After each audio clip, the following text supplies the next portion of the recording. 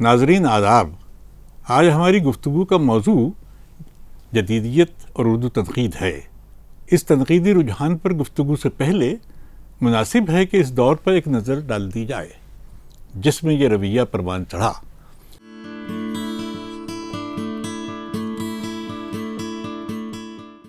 جدید اردو تنقید کی تاریخ میں سن 60 کے بعد یعنی جدیدیت کے آغاز کے ساتھ یقیناً کئی نمایاں تبدیلیاں واقع ہوئیں، لیکن اس کا مطلب قطعی یہ نہیں ہے کہ جنوری 1960 کی آمد کے ساتھ ہی کوئی انقلاب سرونما ہو گیا ہو۔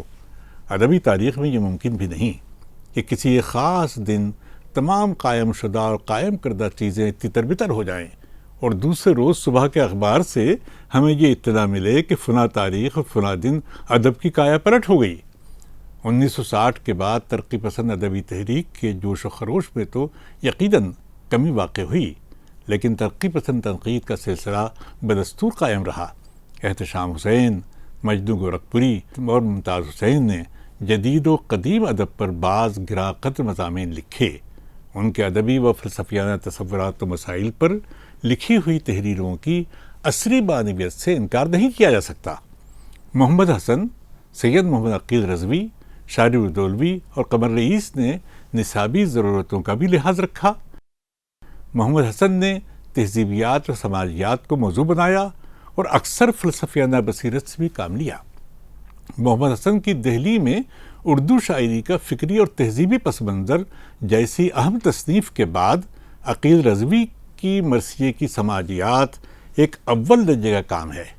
سردار جعفری نے بھی اسی دورانیے میں میر، کبیر، غالب اور اقبال پر فلسفیانہ فکر و گہرائی کے ساتھ قدر سنجی کی ہے۔ ان مضامین میں وہ ایک ترقی پسند کم تہذیبی نقاد کے طور پر زیادہ نمایاں نظر آتے ہیں۔ سردار جعفری کے علاوہ دیگر ترقی پسند نقادوں نے نصابی موضوعات پر زیادہ لکھا، اسی لیے ان کے طرز تنقید میں مارکسی فلسفہ و فکر کے مقابلے پر امتزاجی فکر کا دخل زیادہ رہا ہے۔ 1960 کے بعد جدیدیت ایک بڑے حاوی رجحان کے طور پر متعارف ہوتی ہے۔ شبخون الہ آباد کی اشاعت نے جسے ایک تحریک میں بدل دیا۔ محمود ہاشمی، خلیل الرحمن اعظمی، شمس الرحمن فاروقی، گوپی چند نارنگ، باقر مہدی، وارث علوی، مغنی تبسم، وہاب اشرفی، عمیق حنفی، دیوین رستر، عصمت جاوید، شمیم حنفی، حامدی کاشمیری، فضیل جعفری، شکیل الرحمن اور وحید اختر وغیرہ نقادوں کے اندازہ ہائے فکر اور تجزیاتی طریقہ کار میں باہمی سطح پر کافی اختلافات پائے جاتے ہیں، لیکن تقریباً ان تمام نقادوں نے محض ترقی پسند آئیڈیالوجی کو ایک واحد نسخہ کیمیا نہیں مانا۔ باقر مہندی، اسر، وحید اختر اور عمیق حنفی نے اکثر مقامات پر مارکسی فلسفے کی فوقیت سے انکار نہیں کیا ہے، لیکن انہوں نے انسانی وجودی تجربات کی وسعتوں اور رنگا رنگی کو بھی خاص اہمیت دی ہے۔ اسی نسبت سے ان کی تنقید کئی فلسفیانہ جہتوں کا احاطہ کر لیتی ہے۔ وارث علوی بعض جدید مغربی نقادوں سے متاثر ضرور ہوئے، لیکن انہوں نے علم اور اپنے تاثر ہی کو ادب فہمی کی بنیاد بنایا۔ وارث علوی جیسی انسان فہمی اور اس کی بے شمار صورتیں محمود ہاشمی، فاروقی، حامدی کاشمیری اور فضیل جعفری کے یہاں اس لیے دکھائی نہیں دیتی کہ ان نقادوں کا سارا اصرار لفظ و حیت کی قدر پر ہے۔ ان نقادوں نے معنی کے اس تفاعل کو فوقیت دی جو کسی بھی فن پارے کی لسانی ساخت میں واقع ہوتا ہے۔ فاروقی کے اعلیٰ درجے کے کام وہی ہیں جو جامعاتی نصاب کی ضرورت کو پورا کرتے ہیں، اور جن کا وقار تحقیقی عنصر کی کارفرمائی سے اور دوبالا ہوا ہے۔ مغدی تبسم اور گوپی چند نارنگ نے اسلوبیات کو بنیاد بنایا۔ نارنگ نے اسطور فہمی سے بھی کام لیا اور علامتی اور استعاراتی مفاہیم کے حوالے سے فکشن اور فاروقین شاعری میں اس ادبیت کی قدر کو بھی اجاگر کیا جو ادبی اور غیر ادبی تحریر میں امتیاز قائم کرتی ہے۔ شمیم حنفی نے بھی ادب کی فلسفیانہ بنیادوں کو ترجیح دی، تاہم اسلوب، ہیئت اور ساخت کے مطالعات میں جمالیاتی ترجیح سے صرف نظر بھی نہیں کیا۔ ترجیح کی یہی صورت وہاب اشرفی کی طرز تنقید کا تعین کرتی ہے۔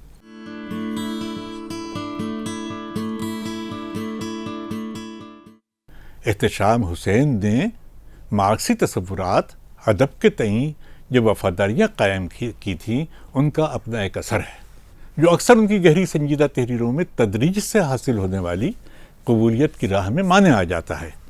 غالباً بیشتر حضرات کو علم ہے کہ مارکس یونانی فن کے تعلق سے قطعاً ایک روایتی قسم کا تصور رکھتا تھا جس کی بنیاد پر ہم کہہ سکتے ہیں کہ وہ ایک معنی میں فن کی اضافی خودکاری کا بھی قائل تھا۔ آلتھوسے نے اسی بنیاد پر سماجی تشکیل پذیری میں مختلف جہتی نظریے کو فروغ دیا تھا جسے A Theory of Different Levels Within the Social Formation سے موسوم کیا جاتا ہے۔ آلتھوسے کا اصرار اس بات پر ہے کہ سماج میں یہ مختلف سطحیں کسی ایک حاوی وحدت کو منتج نہیں ہوتیں بلکہ ان کی اپنی ایک اضافی خودکارانہ قدر ہے۔ اردو میں احتشام حسین کے عہد تک مارکس اور اینگلس کے اس قسم کے خیالات نہیں پہنچ پائے تھے۔ اسی باعث احتشام حسین اور ان کے معاصر ترقی پسند تنقید کو خالص مارکسی تنقید کا نام بھی نہیں دیا جا سکتا۔ باوجود اس کے احتشام حسین کی ادبی تھیوری کے بعض امور قطعاً واضح ہیں۔ الف، نظریے سے فرار ممکن نہیں ہے کیونکہ ادبی تخلیق کا ہمیشہ کوئی نہ کوئی انسانی اور آئیڈیالوجیکل سیاق ضرور ہوتا ہے۔ ب، ادب اور قلت کے مابین ایک جدلیاتی رشتہ ہوتا ہے جو کسی بھی نام نہاد آفاقی اور دائمی ادبی معیار کے تصور کو رد کرتا ہے، نیز جو اضافیت کے تصور کو ایک مناسب جواز بھی مہیا کرتا ہے۔ جیم، حقیقت ہی تبدیل نہیں ہوتی، اس کی نمائندگی کرنے والے ذرائع بھی تبدیل ہوتے ہیں۔ اسی معنی میں ہیئت کے تعین کی اصل بنیاد مواد کی نوعیت میں مضمر ہے۔ دال، سماجی تاریخی عوامل اصلاً وہ قوتیں ہیں جو کسی ادیب کے ذہن و فکر ہی پر نہیں بلکہ پوری قوم کے ذہن و فکر پر اثر انداز ہوتی ہیں۔ احتشام حسین کے برخلاف آل احمد سرور ایک لبرل ہیومنسٹ یعنی ایک روشن خیال انسان دوست کے طور پر کسی ایک تنقیدی تصور کو حرز جاں نہیں بناتے، اور نہ ہی ان کے یہاں سیاسی و سماجی سیاق کو بنیادی اہمیت حاصل ہے بلکہ ان کی وابستگی ورڈز آن دا پیج کے ساتھ ہے۔ عمل نقد کے دوران سرور کے لیے اس لمحے کی زیادہ قیمت ہے جو ان کے جذبات کو برانگیخت کر سکے اور جس کے توسط سے وہ فن پارے سے ایک جذباتی رشتہ قائم کر سکیں۔ آل احمد سرور کا مطالعہ اتنا وسیع ہے اور یادداشت اتنی تیز اور حاضر باش کہ موضوع سے متعلق افکار و خیالات کا ایک بے قابو سلسلہ سا قائم ہو جاتا ہے جسے ہم بآسانی تلازم خیال کی آزاد روی کے نام سے بھی موسوم کر سکتے ہیں۔ آل احمد سرور یا کسی دوسرے اہم نقاد سے کم از کم ایک مرتب قسم کی پیرابندی کی توقع تو یقیناً کی جا سکتی ہے، اور ہر اعلیٰ تنقید اس تکنیکی منصب پر پورا اترتی ہے، جبکہ سرور کے مطالعے اور جذبے کا وفور انہیں اس قسم کی اجازت کم ہی دیتا ہے۔ باوجود اس کے سرور کے اپنے کچھ ایسے تصورات نقد ہیں جن کے حوالے سے ہم ان کی ایک ادبی تھیوری کا خاکہ ضرور تیار کر سکتے ہیں۔ مثلاً الف، اچھا ادب لازمانی یعنی دائمی اقدار کا حامل ہوتا ہے، اور اس کی معنویت محض اس کے عہد تخلیق ہی کو مختص نہیں ہوتی، کیونکہ اس کے اثرات کا سلسلہ غیر مختتم زبانوں تک پھیلا ہوا ہوتا ہے۔ ادبی متن اپنا جواز آپ ہوتا ہے، سماجی و سیاسی سیاق اپنا ایک اثر ضرور رکھتا ہے، لیکن اس کی حیثیت شرط کی نہیں ہوتی۔ جیم، کسی بھی قسم کی نظریاتی یا سیاسی مشروطیت یا ادب سے کوئی دو ٹوک یا ٹھوس قسم کی توقع قائم کرنے کے معنی راست مطالعے کو مسخ کرنے کے ہیں۔ دال، ادب کا مقصد زندگی افزا انسانی قدروں کی اشاعت کے ہیں۔ اشاعت کے معنی فارمولائی یا کسی پروگرام کے مطابق اشاعت کے نہیں ہیں۔ ہے، کسی بھی فن پارے میں جمالیاتی وحدت کے معنی مواد اور حیت کی نامیاتی افزونی کے ہیں۔ واو، تنقید نام ہے متنی تشریح و تفہیم کا جو متن اور قاری کے درمیان ایک معاون کا کردار ادا کرتی ہے۔ زی، انفراد ہی امکان افزا ہوتا ہے، جس کی حیثیت ایک محور و مرکز کی ہوتی ہے۔ اسی دوران کلیم الدین احمد جیسے جمالیات کی آفاقی قدروں اور ادبیت کے غیر آلودہ تصور کو ترجیح دینے والے نقاد بھی تھے، جن کی نظر میں لفظ خود مکتفی حیثیت رکھتا ہے اور کسی بھی ماقبل نظریاتی تسلط کو راہ دینے کے معنی فن کی بنیادی توفیق اور وظیفے سے روگردانی کے ہیں۔ یہی وہ دور ہے جب فراق گورکھپوری تنقید کو وجدان کی سرگرمی کے طور پر اخذ کرتے ہیں، جس میں قاری کی توجہات کو برانگیخت کرنے کا خاصا سامان موجود تھا۔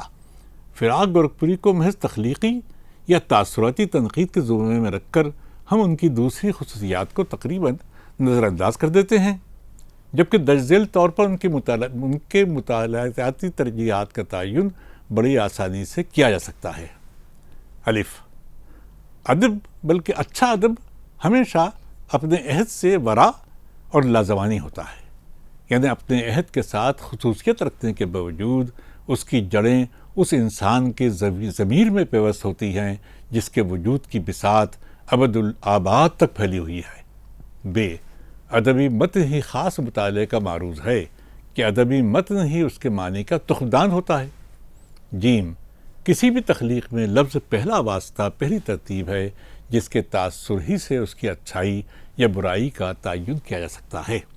دال، ادب تعقلات کی شکم پروری نہیں کرتا بلکہ اس کے اغراض ہماری وجدانی توقعات پر پورا اترنے سے عبارت ہوتے ہیں۔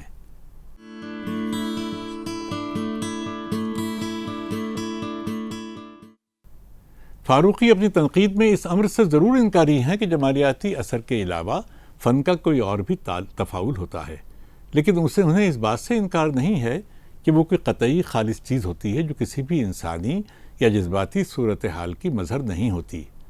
فن میں زندگی کے برتاؤ کے مقررہ یا پہلے سے طے شدہ اصول نہیں ہیں، کیونکہ فن میں زبان کی ارج کی نوعیت معمول کی زبان سے مختلف ہوتی ہے۔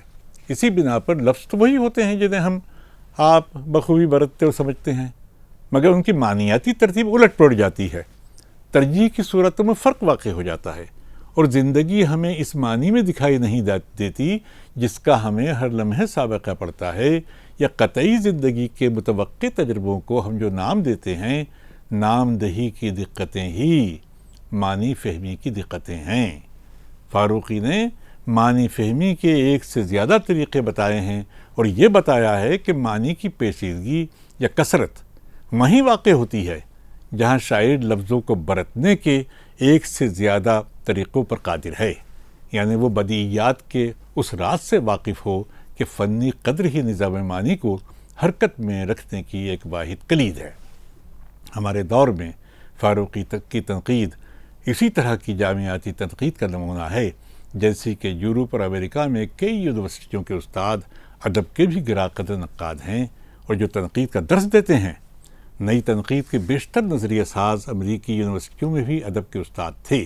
ان کی تنقید استنباط نتائج میں جن کوششوں سے عبارت ہوتی ہے اور جس قدر وہ دقیق، تکنیکی اور محققانہ ہوتی ہے، یا اس کا مقصد تازہ تر علم فراہم کرنا ہوتا ہے، نیز یہ کہ احتساب اور انکار کی جرأتوں سے جو سرشار ہوتی ہے، اگر اس کی کوئی ایک مثال ہمارے یہاں ہے تو وہ ہے فاروقی کی تنقید۔ فاروقی کے انکار میں ایک ضبط پایا جاتا ہے جو چیزوں کو ان کا ایک مقام دینا چاہتا ہے، جبکہ وارث عربی کا انکار ایک دہشت پسند کا چیلنج ہوتا ہے جو اگر کسی چیز کو بحال کرتا ہے تو بحالی سے پہلے اسے پوری طرح تہس نہس کرنا ضروری سمجھتا ہے۔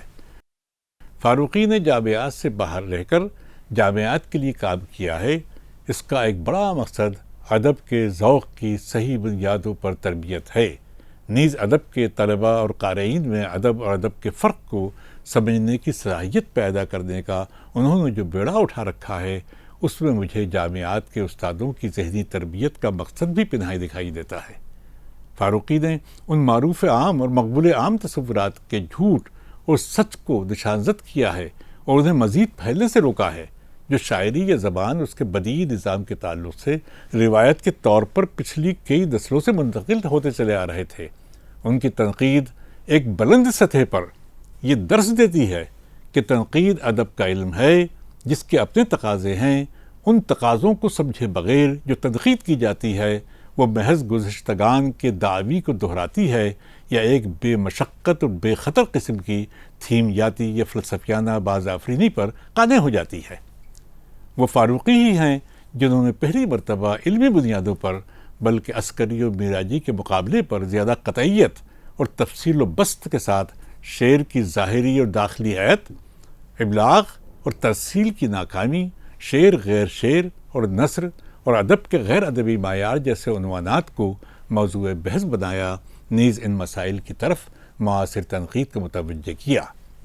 چونکہ فاروقی نے ان امور پر بحث کے دوران ادب کو صرف ادب کے حوالے سے سمجھنے اور سمجھانے کی کوشش کی تھی، اس لیے ان مباحث کی سب سے بڑی طاقت ان کے استدلال کا جوہر ہے۔ فاروقی کی 1975 تک کی تحریروں میں مغرب کو ایک خاص اہمیت حاصل تھی، لیکن دوسرے دور میں ان کی توجہ مشرق اور بالخصوص ہمارے کلاسیکی نظام بلاغت، عروض، آہنگ اور بیان کے مسائل اور ادب و تہذیب کے رشتوں کی طرف ہو گئی۔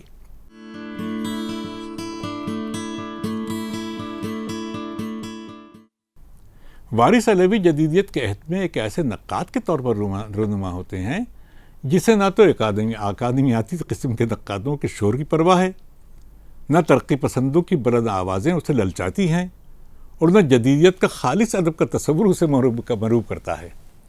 وارث نے اپنی ایک الگ 1.5 اینٹ کی مسجد بنائی ہے جس میں امام بھی وہی ہیں، مؤذن بھی وہی اور مقتدی بھی وہی، ایک ایسے عبادت گزار جن کی محویت کو کوئی جن توڑ سکتا ہے نہ کوئی پری۔ اپنی گہری محویت اور گہرے استغراق کے باوجود وارث بے حد آگاہ اور خبردار ذہن رکھتے ہیں۔ وہ علم چاروں دھان کا رکھتے ہیں، لیکن ان کا اپنا ایک اخلاقیاتی اور جمالیاتی نقطہ نظر بھی ہے جسے وہ خالص اور غیر مبدل نہیں کہتے۔ ادب ان کے نزدیک محض ادب ہے، لیکن ایک ایسا ادب جس کی ادبیت زندگی کے بحر زخار کے موثرات سے بچ کر اپنے معنی قائم نہیں کرتی۔ ان کے تنقیدی تصور کی بنیاد جن نقطوں پر استوار ہے، ہم انہیں اس طرح مرتب کر سکتے ہیں۔ وہ تنقید جو محض زبان و بیان کو موضوع بحث بناتی ہے، زندگی کے ان تجربات کو چھو نہیں پاتی جو شعر و ادب کا موضوع ہیں۔ ایسی تنقید تکنیکی کتابوں کی مانند خشک اور میکانیکی ہوتی ہے۔ آرٹ کی دنیا اتنی پہلودار اور اتنی گہری اور پیچیدہ ہے کہ کسی ایک پہلو کا خصوصی مطالعہ تنقید کا پورا حق ادا نہیں کرتا۔ سماجی ادب بھی جب محض احتجاجی اور میلاناتی بنتا ہے تو اس گہرائی کو کھو بیٹھتا ہے جو فنکارانہ تخیل اسے کر سکتا ہے۔ دور انحطاط اور دور انتشار کا ادب اس معنی میں اعلیٰ ادب نہیں ہوتا جس معنی میں ایک استقامت یافتہ معاشرے کا ادب ہوتا ہے۔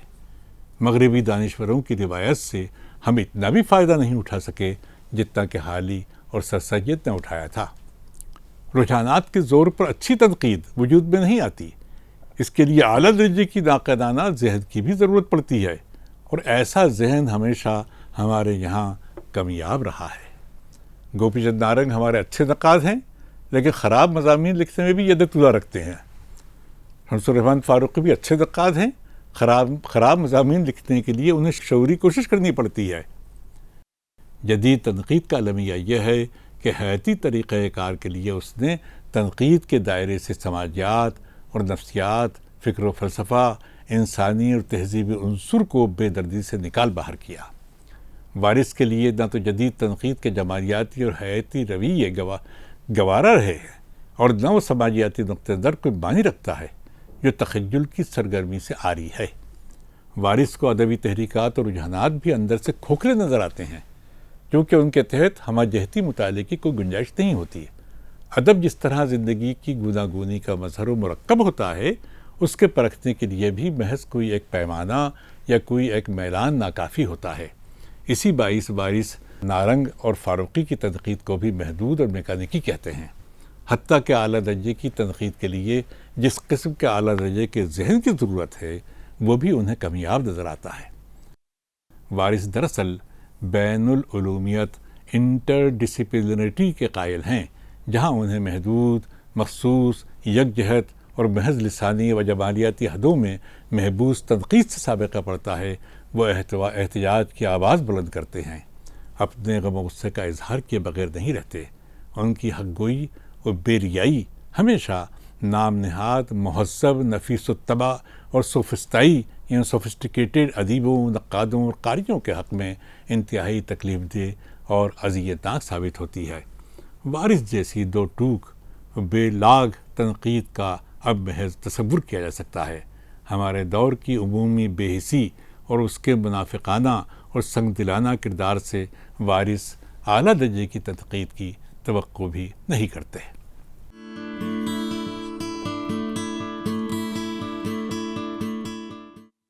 اسلوب صاحب کی فہم کی تشکیل میں بیک وقت آئی ریچرڈز، ایلیٹ اور لیوس کے طریق نقد نے ایک پورے تناظر کا کام کیا ہے۔ کلیم الدین احمد کی انکار کی روش کو لیوس ہی سے تحریک بھی ملی تھی۔ اردو میں نیو کرٹیسزم کے تحت جن تنقیدی تصورات کو رہنما اصولوں کے طور پر اخذ کیا گیا تھا، ان کے سرچشمے بھی وہی ہیں جو کلیم الدین احمد اور اسلوب احمد انصاری کے ہیں۔ کلیم الدین احمد اپنے مطالعے کو اس طرح کی بصیرت، ارتکاز اور یکسوئی کا حوالہ نہیں بنا سکے، اور نہ ہی تخلیقی متن کے ان فنی رموز اور باریکیوں، نیز شعری زبان کے عمل اور ان ساختی سروکاروں کی تہ بتہ پیچیدگیوں کو کوئی نام دے سکے جس طریقے سے انصاری صاحب نے اپنے مطالعے کو گھنا بنایا ہے۔ کلیم الدین احمد کا مطالعہ اتنا علمی اور پیچدار نہ ہونے کے باوجود اور بھی ایسے بہت سے امور کا حامل ہے جو ہماری توجہات کو برانگیخت کرنے کی بیش صلاحیت رکھتا ہے۔ کہنے کا مقصود یہ ہے کہ اسلوب صاحب کا میدان وسیع ہے۔ ان کے نزدیک تخلیقی ساخت اور تخلیقی متن ایک ایسی اکائی ہے جسے مختلف جزوں میں تقسیم کر کے نہیں دیکھا جا سکتا۔ جب زبان، تخیل، محسوسات اور تعقل جمالیاتی واحدے میں ڈھل جاتے ہیں تب وہ صورت خلق ہوتی ہے جسے شعری تجربہ کہتے ہیں۔ تفاعل نقد میں شعری تجربے کے شعور کو خاص اہمیت حاصل ہے۔ شعری تجربے کا ایک بظاہر منظم سسٹمیٹائزڈ فارم ہوتا ہے، دوسرا باطن وہ فارم جس میں تمام متخالف و متضاد اجزاء ایک دوسرے میں نامیاتی طور پر حل ہو کر اسے اور پیچیدہ مرکب میں بدل دیتے ہیں۔ گویا ہر تخلیقی متن اپنے باطن کی سطح پر کولاژ کا تاثر رکھتا ہے اور ظاہر کی سطح پر اس کی ساخت وحدت گیر ہوتی ہے، یا غیر محسوس طور پر وہ وحدت گیر تنظیم کا شائبہ یا تاثر فراہم کرتی ہے، جبکہ داخل کی سطح پر یا خارج کی سطح پر اس میں کسی ایک مرکز کی تلاش بے سود ہی ہوتی ہے۔ کیا مسجد قرطبہ کو متفرق و متضاد تاثرات کا جنگل نہیں کہا جا سکتا؟ باوجود اس کے وہ ایک عظیم فنی کارنامہ ہے۔ انصاری صاحب نے جا وجا غالب کے کلام میں تعقل کے پہلو بپہلو، جذبے، تفکر کے پہلو بپہلو، ترسیع اور لطافت کے پہلو بپہلو پیچیدگی کے حوالے سے یہ باور کرانے کی کوشش کی ہے کہ تنوع اور ثروت مندی کا امکان بھی ان متضاد امور کی تخلیقی یکجائی کا نتیجہ ہوتا ہے۔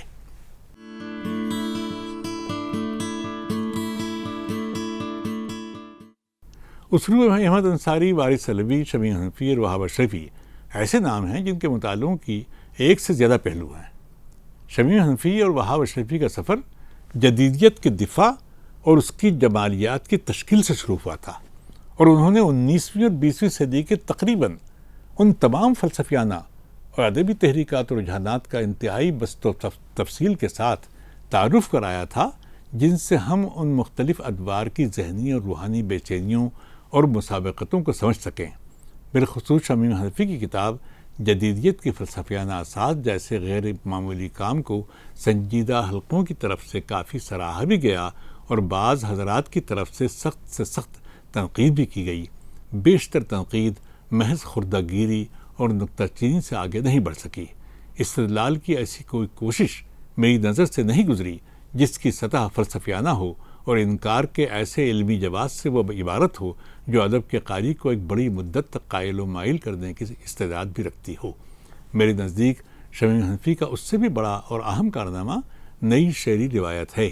شمیم حنفی اکثر تخلیقی آزادی کے بہت بڑے مبلغ رہے ہیں، اور بظاہر یہ محسوس ہوتا ہے کہ تخلیقی تجربہ ان کے بعدوں میں ایک ایسا خالص وجدانی تجربہ ہے جس میں دیگر مؤثرات کی کارفرمائی اس کے معصوم کردار کو مسخ کر سکتی ہے۔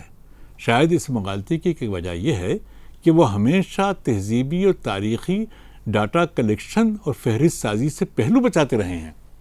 وہ جس طرز احساس کو تہذیب و تاریخ ہی نہیں ہماری ادبی روایت کی وسیع تر بافت کا زائدہ قرار دیتے ہیں اور اقدار کے جس تصور پر بنائے ترجیح رکھتے ہیں، اس کی تہ میں کہیں نہ کہیں ایک اخلاقی ویژن ضرور کام کرتا ہے۔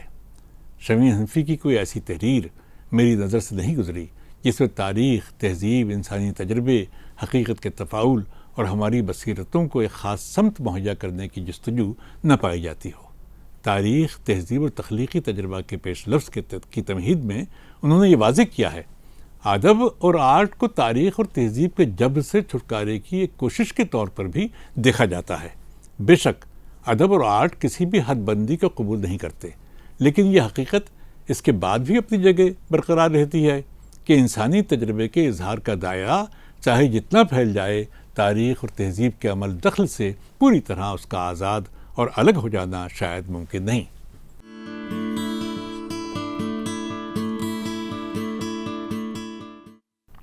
وہاب اشرفی نے ایک جگہ لکھا ہے، کسی بھی فنکار یا شاعر کی اہمیت واضح کرنے سے پہلے نقاد پر یہ ذمہ داری آتی ہے کہ وہ واضح کرے کہ اس کے پاس پرکھ کے معیار کیا کچھ ہیں، تنقیدی کسوٹی کیا ہے، استدلال کن بنیادوں پر قائم ہے، وغیرہ وغیرہ۔ یہ ایسے امور ہیں جن سے کسی فن پارے کی بنت میں اترنے کا راستہ ہموار ہوتا ہے، ورنہ رائے محض تو کوئی بھی قائم کر سکتا ہے، اس میں تنقیدی شعور، تنقیدی بصیرت کی کیا ضرورت؟ گویا سب سے پہلے تنقاد کو خود اپنی تنقید کی بوتیقہ سے واقف ہونا چاہیے، پھر اسے اس کے نکات کی عملی صورت اجاگر کرنے پر قدرت بھی ہے، تبھی تنقیدی وقار حاصل ہو سکے گا۔ تنقید رائے زنی نہیں ہے، نکتہ رسی اور نکتہ شناسی ہے، اور یہ مشکل کام ہے، اس لیے کہ اس کے مطالبات بہت کچھ ہیں۔ محول بالا اقتباس میں 4 باتیں اہم اور بنیادی ہیں۔ الف، کسی فن پارے کی بنت میں اترنے کا راستہ کیوں کر ہموار ہو سکتا ہے۔ ب، نقاد کو اپنی تنقید کی بوتیقہ سے واقفیت ضروری ہے۔ جیم، پھر اس بوتیقہ کے نکات کی عملی صورت اجاگر کرنے پر اسے قدرت ہونی چاہیے۔ دال، تنقید محض رائے زنی نہیں ہے بلکہ نکتہ رسی اور نکتہ شناسی ہے، جو نسبتاً ایک مشکل تر عمل ہے۔ وہاب اشرفی کے نزدیک نقاد کی اپنی ایک بوتیقہ ہوتی ہے یا ہونی چاہیے، جو اس کے حق میں یا افہام و تفہیم کی راہ میں رہنما اصول کے طور پر کام آتی ہے، یا اسے کام آنا چاہیے، ورنہ بقول ان کے مختلف مکتبہ فکر کا امتزاج عز تنقید ہے، وسعت نہیں۔ حالانکہ یہ خیال بھی بحث طلب ہے، پھر ان کا یہ خیال بھی خاص اہمیت رکھتا ہے، بالخصوص وہاب صاحب کے طریق نقد کے باب میں، کہ نقاد کو اپنی بوتیقہ کے اطلاق پر دسترس ہونی چاہیے، یعنی وہ قوت جو خود وہاب اشرفی کی تنقیدی زبان کی ایک خاص صفت ہے، اور جس کے بعد ہی میرے نزدیک شفافیت کی راہ بھی واہ ہوتی ہے۔ تنقید کے عمل میں محض ایک بدھے ٹکے اصول یا اصولوں کے اخذ کردہ مجموعے پر ایک بڑی مدت تک کاربند رہنا کوئی آسان کام نہیں ہے۔ دعویٰ تو کیا جا سکتا ہے، لیکن عملاً اس پر قائم و برقرار رہنا تخلیق کی خودرائی کے منافی ہے۔ وہاب اشرفی کی تنقید میں ان کا ایک خاص جچا طلع نقطہ نظر یکساں روی کے ساتھ عمل آور ہے، بالخصوص ایک ایسے نقاد کے یہاں یہ چیز حیرت میں مبتلا کرنے کے لیے کافی ہے جس کی تنقید کی تاریخ گزشتہ کم و بیش 4 دہائیوں پر محیط ہے، تاہم ادبی متن چونکہ ہر بار ایک نئے چیلنج کے طور پر متعارف ہوتا ہے اور وہ مختلف اوقات میں مختلف ذہنوں کا خلق کردہ ہوتا ہے، لہٰذا ہمیشہ تنقید یا نقاد کے اپنے تقاضوں کی دہلیز پر تخلیق کے اپنے تقاضوں کو قربان کرنے کے عمل کو زیادہ مستحسن بھی نہیں قرار دیا جا سکتا۔ وہاب اشرفی کے دعوے سے قطع نظر ان کے مشتملات پر نظر ڈالی جائے اور ان کے طرز تنقید پر غور کیا جائے تو جہاں ان کے قدر شناسی کے رویے میں یکسانیت پائی جاتی ہے وہیں تنوع کی بھی کمی نہیں ہے۔ اس نشست میں بس اتنا ہی، اب اجازت دیں، شکریہ۔